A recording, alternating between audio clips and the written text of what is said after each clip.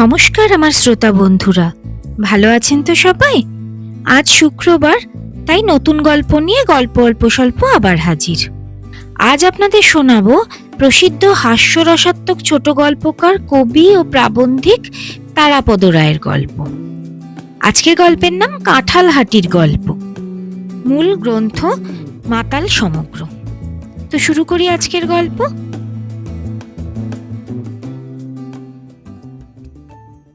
এই গল্পের নাম পাঠ করি সকল বুদ্ধিমান পাঠক এবং অনুরূপ বুদ্ধিমতী পাঠিকা বুঝতে পেরেছেন নিশ্চয়ই যে এই গল্পটা কাঁঠালহাটি নামে একটা গ্রামের ব্যাপার নিয়ে। সর্বশ্রী পাঠকগণ ও সর্বশ্রীমতী পাঠিকাগণ ঠিকই ধরেছেন, কিন্তু একটা গোলমাল আছে। গ্রামের নাম কাঁঠালহাটি শুনে আপনারা কেউ যদি ভেবে থাকেন এই গায়ে প্রচুর কাঁঠাল হয়, গ্রামের ভিতরে বা পাশে সেই কাঁঠালের হাট বসে আর সেই কারণে এমন নামকরণ, তাহলে কিন্তু ভুল করেছেন। কাঁঠালহাটিতে কাঁঠাল গাছ যে নেই তা নয়, কিন্তু সে হাট বসানোর মতো ব্যাপার নয়। তাছাড়া কাঁঠালহাটিতে কোনো হাট নেই, তবে হাট না থাকলেও বেশ বড় বাজার আছে। গ্রামের সামনের দিকে হাইওয়ের পাশে নতুন বাজার, আর গ্রামের ভেতরের দিকে রয়েছে পুরনো বাজার। কাঁঠালহাটিকে অবশ্য গ্রাম বলা অনুচিত হচ্ছে। কাঁঠালহাটিতে পঞ্চায়েত অফিস আছে, থানা আছে, বিডিও অফিস থেকে ভিডিও হল সবই আছে। উচ্চ মাধ্যমিক স্কুল আছে, হাইওয়ের পেট্রোল পাম্পের পাশে বাস স্টপ থেকে এক্সপ্রেস বাস ধরলে 3.5 ঘন্টায় কলকাতার ময়দানে পৌঁছে দেয়। বছর 30-40 আগে কাঁঠালহাটিকে হয়তো গ্রাম বলা যেত, গণ্ডগ্রাম, কিন্তু এখন জায়গাটি পুরো গ্রাম্যতা বিসর্জন না দিলেও আধা আধি শহর হয়ে উঠেছে। কাঁঠালহাটি গ্রামের মাঝখানে পুরনো বাজারের উল্টো দিকে রয়েছে পঞ্চায়েত ও বিডিও অফিস, ডাকঘর আর থানা। কিন্তু কাঁঠালহাটি থানার বড় বিপদ। না, পাঠক পাঠিকা চট করে ভুল ভেবে নেবেন না। এখানে প্রতিদিন দিনে রাতে ডাকাতি রাহাজানি হচ্ছে তা নয়, খুন ধর্ষণ খুব বেড়ে গেছে তাও বলা যাবে না। এত বড় একটা থানা এলাকায় মাসে 2 মাসে 2-1টা খুন, 2-1টা ধর্ষণ, 2-4টি ডাকাতি রাহাজানি, 2-10টি চুরি বাটপাড়ি, এসব তো থাকবেই। যতদিন চন্দ্র সূর্য আছে, জোয়ার ভাটা আছে, এসব তো ঘটবেই। মানুষের চরিত্র কি কখনো বদল হবে? কিন্তু এসব কোনো সমস্যা নয়, এসব তো চিরদিনের মামুলি ঝামেলা। কাঁঠালহাটি থানার বিপদ হয়েছে একটি হনুমানকে নিয়ে। হনুমান না বলে বীর হনুমান বলাই ভালো।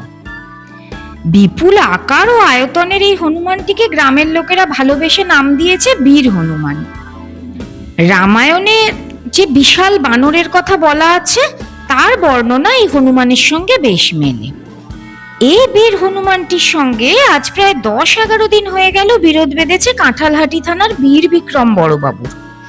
কোনো এক অজ্ঞাত কারণে অধিকাংশ পুলিশ থানারই ওসি বা বড় দারোগা হলেন সৎব্রাহ্মণ। কারণটা কেউ জানে না, বোধহয় সরকার বাহাদুরও অবহিত নন। কাঁঠালহাটি থানার ওসি হলেন রামগতে গঙ্গোপাধ্যায়। ত্রিসন্ধ্যা আহ্নিক করেন, একাদশী অমাবস্যায় উপোস করেন। বস্তুত গাঙ্গুলি মশাই এই আজকের দিনেও এক নিষ্ঠাবান ব্রাহ্মণ।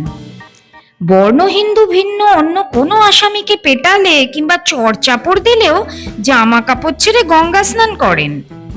বেজাত কুজাতের বাড়িতে কিংবা নিষিদ্ধ পল্লীতে তল্লাশি বা ধরপাকড় করতে গেলে গলার পইতে, হাতের পলা বসানো মন্ত্রসিদ্ধ রূপোর আংটি একটা টিনের কৌটোয় ভরে থানার সিন্ধুকে রেখে যান। অপরদিকে রামগতিবাবুর মতো দুর্দণ্ড প্রতাপ বড় দারোগা আজকাল বিরল। তার প্রতাপে সরকার পক্ষীয় এবং সরকার বিরোধী স্থানীয় পানাসক্ত নেতারা একই ঠেকে চুল্লু খায়, কখনো কোনো গোলমাল হয় না।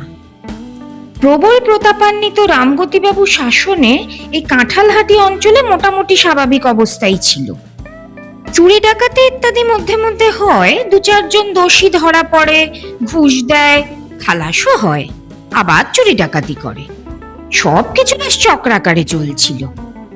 গোলমাল শুরু হলো নিতাই মাস্টারকে দিয়ে। তিনি একজন স্থানীয় নেতা। এই নিতাই মাস্টার গত 10 বছরে 6 বার দল পাল্টেছেন। তিন পাত্র পেটে পড়ায় তার আর মনে থাকে না তিনি এখন কোন দলে আছেন। ঠেকের চারচালা ঘরের এক প্রান্তে একটা নড়বড়ে টুলে শাল খুঁটিতে হেলান দিয়ে বসে একাই কখনো গান্ধীর সঙ্গে, কখনো ইন্দিরা গান্ধীর সঙ্গে, কখনো সুভাষ বসুর সঙ্গে, কখনো বা ডাঙ্গে, নাম্বুদ্রিপাদ বা চারু মজুমদারের সঙ্গে আপন মনে ঝগড়া করেন। নিতাই মাস্টার কিন্তু হিসেবি মানুষ, ইচ্ছে করেই নড়বড়ে টুলটায় বসেন। একটু এদিক ওদিক হলেই টুলটা দুলতে থাকে। ভ্রম হয় খুব বেশি নেশা হয়েছে, দুপাত্র পানীয় কম খেলে চলে। বীর হনুমানের হাতে প্রথম নির্যাতিত হন এই নিতাই বাবু। সেদিন সকাল থেকে ছিল বৃষ্টি বৃষ্টি, মেঘলা। সন্ধ্যার পর থেকে ঝিরঝির করে বৃষ্টি হচ্ছিল। নিতাই মাস্টার যে শালখুঁটিটায় হেলান দিয়ে নড়বড়ে টুলে বসেন তার পাশেই একটা গড়াধীন জানালা। অনিবার্য কারণে এইসব চুল্লু বা চোলাই মদের স্বাধীন ঠেকগুলিতে জানলায় গড়াত থাকে না। সমস্ত প্রতিষেধক ব্যবস্থা নেওয়ার পরেও আবগারি ও পুলিশের কর্তারা রুটিন মাফিক হানা দেয় অকুস্থলে। দরজায় দাঁড়িয়ে খুব অম্বিতম্বি করে। সেই সময় মাননীয় খদ্দেররা অনর্গল জালনাপথে নিষ্ক্রান্ত হন। খদ্দেরদের এটুকু না দেখলে তারা পড়ে থাকবে কেন? চারপাশে তো ঠেকের অভাব নেই। সেই বৃষ্টির সন্ধ্যায় সেই খোলা জানালা দিয়ে শীতল বাতাস এবং গুড়ি গুড়ি বৃষ্টি শুরিখানার ঘরের মধ্যে ঢুকছিল।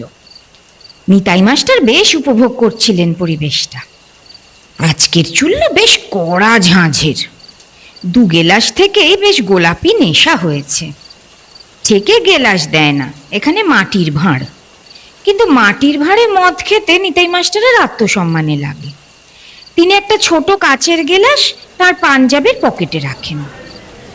দ্বিতীয় গেলাসটি শেষ করে সবে তৃতীয় গেলাসটি পূর্ণ করেছেন।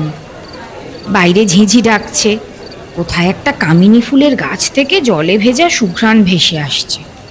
ঘরের সামনের দিকে ঝোলানো স্তিমিত প্রায় একটা হ্যারিকেন লণ্ঠনের হলুদ আলোয় সবকিছুই কেমন ছায়া ছায়া। খুব মৌজে ছিলেন নিতাই মাস্টার। আজ ভাগ্য খারাপ ছিল স্বর্গীয় ইন্দিরা গান্ধীর। সন্ধ্যা থেকে তাকে তুলোধনা করছেন নিতাই মাস্টার। শুধু তাকে নয়, তার বাপ ঠাকুরদা জওহরলাল মতিলালকে নিয়ে পড়লেন তিনি, তৃতীয় পাত্রে ছোট্ট একটি চুমুক দিয়ে। সেই মুহূর্তে একটি অভাবিত ঘটনা ঘটল। আলো অন্ধকার ঘরে নিতাই মাস্টার কিংবা অন্য কেউ কিছু বোঝবার আগে শীর্ণ অথচ ক্ষিপ্র ও সবল একটি লোমশ হাতের থাপ্পড় খেলেন নিতাই মাস্টার। ডান গালে শটান এক চড়। সেই সঙ্গে সেই লোমশ হাতের মালিক এক ঝটকায় কেড়ে নিল নিতাই বাবুর হাতের চুল্লুর গেলাস। দুই দমে সে সেটা শূন্য করে দিল। ইতিমধ্যে নিতাই বাবুর আত্মচিৎকারে পুরো ঠেক নেশার আমেজ ছিঁড়ে সচেতন হয়ে উঠেছে। লণ্ঠনের আলোয় কিছুই বোঝা যাচ্ছিল না। কি হচ্ছে? কেন মাস্টার চেঁচাচ্ছেন? একজন কারো হাতে একটা টর্চ লাইট ছিল। সে তাড়াতাড়ি টর্চটা জেলে আলো ফেলতে গেলাস হাতে কে যেন খোলা জানলা দিয়ে বেরিয়ে চলে গেল। এই ক্ষণিক দৃশ্য, সেই সঙ্গে নিতাই মাস্টারের আর্তনাদ, এ দুটো মিলিয়ে সবাই বুঝতে পারলো যে জালনা দিয়ে কেউ ঠেকের মধ্যে ঢুকে নিতাই মাস্টারের হাত থেকে মদের গেলাস কেড়ে নিয়ে চলে গেল। এরকম অসম্ভব ঘটনা এই ঠেকের ইতিহাসে কখনো হয়নি। ঘোর নকশাল আমলে নকশালেরা একবার এসে মালিক আর খদ্দেরদের লাঠি পেটা করে মদ ঢেলে ফেলে দিয়ে কাঠের বেঞ্চি ভেঙে ঠেক তুলে দিয়েছিল। আরেকবার আবগারির এক গান্ধীবাদী বড় সাহেব স্বয়ং সেপাই নিয়ে এসে ঠেক তছনছ করে মালিক সহ জনাপাচেক খদ্দেরকে পিঠে মোড়া দিয়ে বেঁধে জেলা সদরে নিয়ে যান। কিন্তু এরকম অতর্কিত জালনা দিয়ে ঢুকে সম্মানিত খদ্দেরের হাত থেকে পানীয়ের গেলাস কেড়ে নিয়ে যাবে, এ তো ভাবা যায় না। কাঁঠালহাটিতে এমন কখনো ঘটেনি। মাতালেরা সবাই প্রতিবাদ মুখর হয়ে উঠতে না উঠতে সেই জানলার মধ্যে দিয়ে বীর হনুমান একটি হুম শব্দ করে ঠেকে প্রবেশ করলেন। তার হাতে তখনও নিতাইবাবুর কাচের গেলাসটি ধরা রয়েছে। চুল্লুর স্বাদ হনুমানজির খুব পছন্দ হয়েছে। তিনি আরেক পাত্র পানীয় নিতে এসেছেন। কাঁঠালহাটি ঠিক রামরাজ্যের এলাকা নয়। এ অঞ্চলে বানর হনুমান খুব সুলভ নয়। তদুপরি বীর হনুমান ঘরে ঢুকেই চোখে টর্চের আলো পড়তে যেরকম দাঁত খিঁচলেন, আর সঙ্গে সঙ্গে কিঞ্চিত আগের চর খাওয়ার অভিজ্ঞতা থেকে নিতাই মাস্টার যেরকম ওরে বাবা রে গেছি রে বলে চেঁচিয়ে লাফ দিলেন, তাতে হুলুস্থুলু পড়ে গেল। রীতিমতো হইচই, শোরগোল। লোকে ভাবলো বুঝি ডাকাত পড়েছে। আশেপাশের পাড়া থেকে, পুরনো বাজার থেকে লোকজন, এমনকি থানা থেকে সেপাইরা পর্যন্ত ছুটে এলো। বড় দারোগা রামগতি বাবু থানার অফিস ঘরে বসে সন্ধ্যার পর এই সময়টায় শক্তি সাধনা করেন। তার একটা পকেট কালি আছে। তিনি টেবিলের ওপরে একটা সুদৃশ্য কাচের পেপার ওয়েটের গায়ে ঠেস দিয়ে মা কালীকে স্থাপিত করেন। তারপর টেবিলের ড্রয়ার থেকে একটা সিঁদুর কৌটো আর দুটো প্লাস্টিকের লাল জবা বের করেন। লাল জবা দুটো মায়ের পদতলে রেখে কৌটো খুলে এক বিন্দু সিঁদুর দিয়ে মায়ের পায়ে ঠেকিয়ে তারপর নিজের কপালে সিঁদুর ফোঁটা পড়েন। এইসব আনুষঙ্গিক কাজ শেষ হলে পিছনের কাঠের আলমারি থেকে জমাদার সুখদেও যাদব একটি বিলাতি সুধার বোতল এবং একটি শ্বেতপাথরের গেলাস বার করেন। টেবিলের বাঁ দিকের একটি শূন্য ড্রয়ার টেনে সুখদেও গেলাস ও বোতলটি রেখে দেন। এবার রামগতি বাবু শ্বেতপাথরের গেলাসে অল্প অল্প করে কারণ সুধা ঢেলে চুকচুক করে পান করতে করতে ইষ্টদেবীর জপ করতে থাকেন। তাঁর ইষ্টদেবী হলেন ধূম্রলোচন কালীমাতা। গুনে গুনে 108 বার বড় দারোগা সাহেব ইষ্টদেবীর জপ করেন। জপের সংখ্যা ঠিক রাখবার জন্য তিনি একটি উপায় উদ্ভাবন করেছেন। তাঁর হাতের মাপ খুব পাকা। প্রতিবার গেলাসে ছোট চুমুকের পরের চুমুক পানীয় ঢালেন। প্রতিটি চুমুকের পর একবার করে ইষ্টদেবীর জপ করেন। এইভাবে 9 গেলাস পান করার সঙ্গে সঙ্গে 108 বার জপ সম্পূর্ণ হয়। জপ করার সময় কেউ রামগতি বাবুকে বিরক্ত করতে সাহস পায় না, শুধুমাত্র ঘুষদাতা ছাড়া। তবে তিনি তাদের সঙ্গে কোনো কথাই বলেন না। তাছাড়া তিনি ঘুষের টাকা হাত দিয়ে স্পর্শও করেন না। পানীয়ের বোতল এবং গেলাস যে খোলা ড্রয়ারে থাকে, সেখানেই নিঃশব্দে টাকা রেখে যেতে হয়। কেউ কেউ অতি সাবধানী সঙ্গে একটা ছোট চিরকুটে নিজের নাম, ঠিকানা, প্রয়োজন একটা রাবারের গার্ডারের টাকার সঙ্গে জড়িয়ে দেন। অবশ্য তার কোনো দরকার পড়ে না। বড় দারোগার সেন দৃষ্টি দিয়ে তিনি বুঝে নেন কে কিসের জন্য টাকা দিচ্ছে। আজ এই ঝিরঝিরে বৃষ্টির সন্ধ্যায় রামগতি বাবু খুব আয়েশ করে ইষ্টনাম জপ এবং কারণ সুধা পান করছিলেন। পানীয়টি খুবই উচ্চমানের, খাঁটি বিলিতি, এবং শুধু তাই নয়, খুবই পবিত্র। মহামান্য পোপের ভ্যাটিকান প্রাসাদের ব্যক্তিগত ফোন নাম্বার দিয়ে পানীয়টির নামকরণ হয়েছে ভ্যাটিকান বা ভ্যাট 69।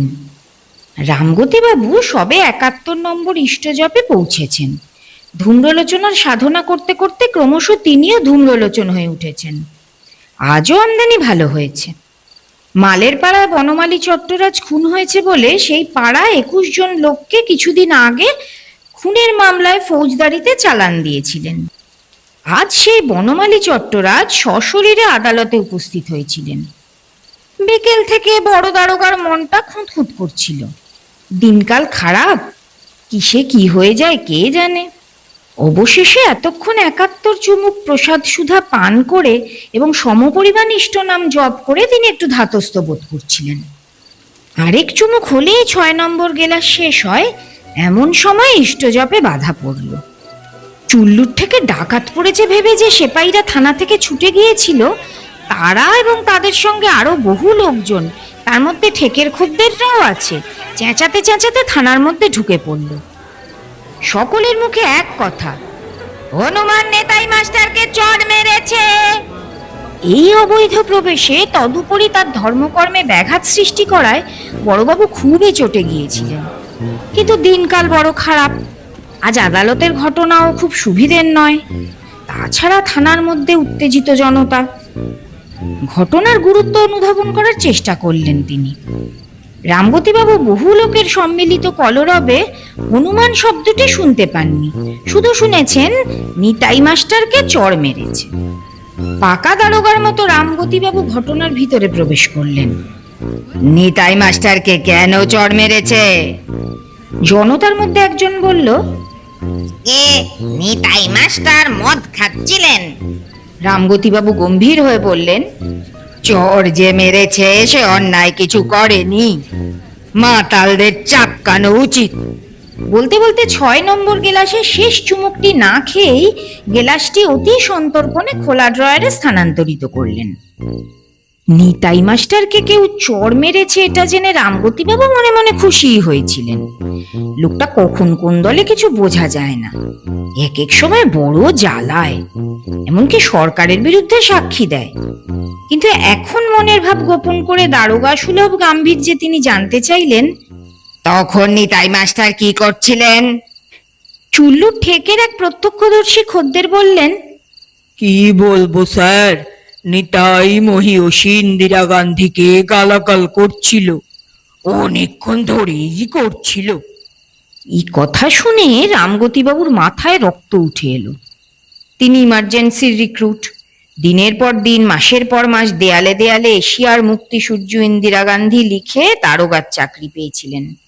রামগতিবাবু চেয়ার ছেড়ে উঠে দাঁড়াতে যাচ্ছিলেন, এমন সময় কি যে হলো, হঠাৎ আঁতকে উঠে উত্তেজিত জনতা দ্বিখণ্ডিত হয়ে পথ করে দিল। আর সেই বীর হনুমান, তার হাতে তখনও ধরা রয়েছে নিতাই মাস্টারের কাঁচের গেলাস, সে মুখে হুপ হুপ শব্দ করতে করতে এবং স্পষ্টতই প্রমত্ত অবস্থায় টলতে টলতে থানা কক্ষে প্রবেশ করল। তখন বড় দারোগা রামগতিবাবু সম্বিত হারাননি, কিন্তু হনুমানের উদ্দেশ্যে হেঁকে উঠলেন, এই এখানে কি, এখান থেকে।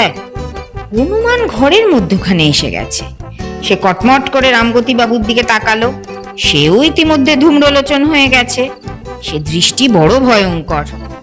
জমাদার সুখদেও যাদব বড় দারোগার পিছনেই দাঁড়িয়েছিলেন। তিনি বললেন, সাহেব হিন্দি মে বলিয়ে, বজরংবলী বাংলা সমঝায় না। উপস্থিত জনতার মধ্যে অনেকে বলল, স্যার হনুমান বাংলা কি বুঝবে, ওর সঙ্গে হিন্দিতে কথা বলুন। কিন্তু দুঃখের বিষয়, হিন্দি বা বাংলা কোনো ভাষাই ব্যবহার করার সুযোগ পেলেন না রামগতিবাবু। তার আগেই হনুমান এক লাফে টেবিলে উঠে শটান এক চড় কষালো রামগতিবাবুর গালে। 71 চুমুক কারণ সুধার পরে এইরকম একটা মত্ত হনুমানের চড়! রামগতিবাবু চোখ উল্টিয়ে মেঝে টলে পড়লেন। হই হই কাণ্ড, চোখে মুখে জল ছিটাও, ডাক্তার ডাকো। বীর হনুমান কিন্তু নির্বিকার। সে ধীরে সুস্থে টেবিলের ওপরে বসে খালি ড্রয়ারের মধ্যে হাত গলিয়ে প্রথমে বড় দারোগার পাথরের গেলাসটা বার করে অবশিষ্ট 72তম চুমুকটি শেষ করলো। জিনিসটি তার ভালোই লাগলো। এবার সে শ্বেত পাথরের গেলাসটা মেঝেতে ছুঁড়ে ফেলে ভেঙে দিল। তারপর নিতাই মাস্টারের কাচের গেলাসটায় ভ্যাট 69-এর বোতল থেকে মূল্যবান পানীয় ঢেলে ঢেলে খেতে লাগলো। এতক্ষণে তার দৃষ্টি পড়ল টেবিলের উপর স্থাপিত পেপার ওয়েট নির্ভর পকেট কালিটার দিকে। মা কালীর পদপ্রান্তের সিঁদুর সাবধানে সাবধানে একটু আঙুল ছুঁয়ে নিজের লোমশ কপালে মাখল। তার আগে অবশ্য অল্প একটু সিঁদুর জিভ দিয়ে চেটে পরীক্ষা করেও দেখেছিল। এরপর যেটুকু করার বাকি ছিল সেটুকুও করলো। একটি ছোট লাফ দিয়ে বড়বাবুর সদ্য পরিত্যক্ত সামনের চেয়ারে গিয়ে বসলো। এদিকে ধরাধরি করে বারান্দায় নিয়ে গিয়ে মুখে চোখে জল ছিটোতে একটু পরে রামগতিবাবুর জ্ঞান ফিরল। জ্ঞান ফিরতেই তিনি প্রথম আদেশ দিলেন, ওই বানর হারামজাদাকে গুলি করে মার। আদেশ শুনে হনুমান ভক্ত জমাদার সুখদেও যাদব শিউরে উঠলেন। জিভ কেটে চোখ বুজে কানে আঙুল দিলেন। তারপর ধাতস্থ হয়ে বীরের মতো জানালেন তিনি তার শরীরে প্রাণ থাকতে বজরংবলীর ওপর গুলি চালাতে দেবেন না। জনতার মধ্যেও অনেকে সমস্বরে সুখদেওজিকে সমর্থন জানাল। ব্যাপার সুবিধের নয় বুঝে ভঙ্গ নেশা নিয়ে রণে ভঙ্গ দিয়ে রামগতিবাবু কোয়ার্টারে ফিরে গেলেন। পরের দিন সকালবেলায় হনুমানটাকে কাঁঠালহাটির কোথাও আর দেখা গেল না। সবাই, বিশেষ করে রামগতিবাবু এবং নিতাই মাস্টার হাঁফ ছেড়ে বাঁচলেন। কিন্তু ভোর সন্ধ্যায় কোথা থেকে যে ফিরে এলো হনুমানটা। প্রথমে চুল্লুর থেকে এবং পরে থানায় আক্রমণ চালালো। যথাক্রমে নিতাই মাস্টার এবং রামগতিবাবু নির্যাতিত হলেন। তারপর থেকে আজ 10 দিন এক নাগাড়ে একই ঘটনার পুনরাবৃত্তি হয়ে চলেছে। দিনমানে বীর হনুমানের টিকিটিও দেখতে পাওয়া যায় না। অন্ধকার ঘন হতেই তার হামলা শুরু হয়। দ্বিতীয় দিন চড় খাওয়ার পরেই নিতাই মাস্টার থেকে আসা এবং চুল্লু খাওয়া ছেড়ে দিয়েছেন। তৃতীয় দিন থেকে রামগতিবাবু সন্ধ্যাবেলায় থানায় না বসে নিজের কোয়ার্টারে ধূম্রলোচনার সাধনা করেন। কিন্তু চতুর্থ দিনেই গন্ধে গন্ধে হনুমান সেখানে হাজির। বন দপ্তরকে রামগতিবাবু খবর দিয়েছিলেন, তারা বলেছেন দিনের বেলায় হনুমান বেরুলে জানাবেন, আমাদের লোক গিয়ে ধরে আনবে। রাতের বেলায় সম্ভব হবে না, কর্মীদের তাহলে ওভারটাইম দিতে হবে। ফায়ার ব্রিগেড অনেক সময় এ ধরনের কাজ করে। মহকুমা সদরে গিয়ে দমকল দপ্তরে কথা বলে এসেছেন, কিন্তু তারা নারাজ, আগুন না লাগলে তারা নড়বেন না। কাঁঠালহাটি থানার আজ বড় বিপদ। রামগতিবাবু স্থির করেছেন একদিন সন্ধ্যায় গোপনে থানায় আগুন ধরিয়ে দেবেন।